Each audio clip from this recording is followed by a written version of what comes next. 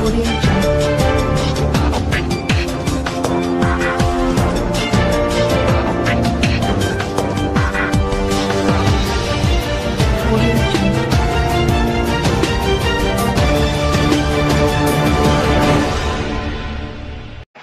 24 পরগনার দত্তপুকুরে কদমগাছি ট্রাকি রোডের ধর্মতলা মোড়ে নাকা চেকিং এ বিজেপি নেতা কাসেম আলীর গাড়ি তল্লাশি চালালো পুলিশ।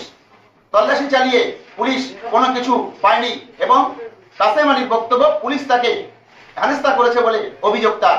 সেই ছবি তুলে ধরছি আমরা বিশ্ব দরবারে।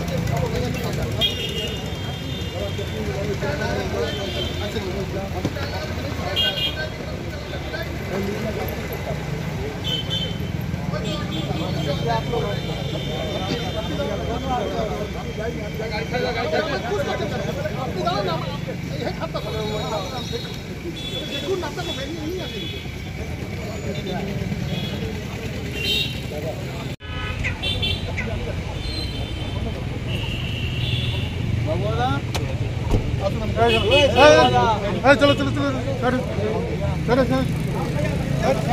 अरे पीछे जाओ ना।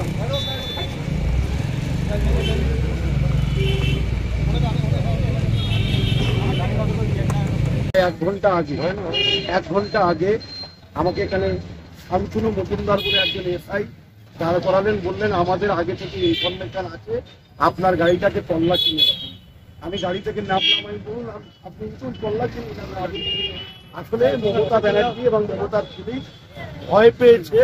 গতকাল শুভেন্দু অধিকারীর ভাড়া বাড়িতে তল্লাশি করেছে, হিরণ চট্টোপাধ্যায়ের আত্মসহায়কের বাড়িতে করেছে, আজকের কাসেম আলীকে হ্যারাসমেন্ট করছে।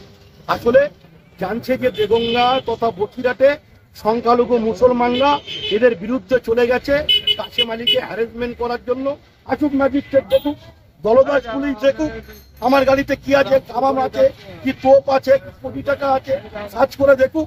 পুলিশ ভয় পেয়েছে, পুলিশ ছোটি চাটা পুলিশ ভয় পেয়েছে, তাই আমাকে হেনস্থ করছে। দেখুক, আমি চেক করার জন্য আমি তো ইলেকশন আমাদের নেতা আছেন কৃষ্ণেন্দু মুখার্জি, আমি দাদাকে ফোন করেছি, সঙ্গে সঙ্গে তিনি এসছেন। আমাদের নেতা কথা বলছেন, নির্বাচন আমরা জানাবো নির্বাচন কমিশন। আমার পূর্ব নির্ধারিত কর্মসূচি আছে, সন্দেশখালীতে দুটো মিটিং আছে আমার। আমি 6:30 একটা সময় দিয়েছিলাম, 7:30 সময় দিয়েছি,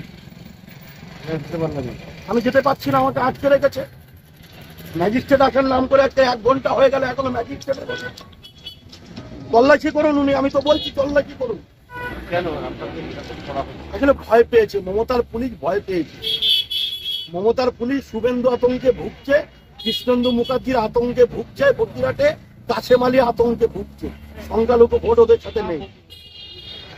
হিরণ চট্টোপাধ্যায়ের আত্মসহায়কের বাড়িতে আজকে আমার নেতা কৃষ্ণেন্দুদা উপস্থিত আছে। আমি সহ আমার গাড়ি আটকে রেখে 1.5 থেকে 2 ঘন্টা ধরে তল্লাশির নামে দলদাস পুলিশ এই আচরণ করেছে। আমার কিছু পেল না, ম্যাজিস্ট্রেট বললো কিছু পেল না, পুলিশ এখন দলদাস হয়ে গেছে। এরা আতঙ্কে ভয় পাচ্ছে, আতঙ্কে ভয়।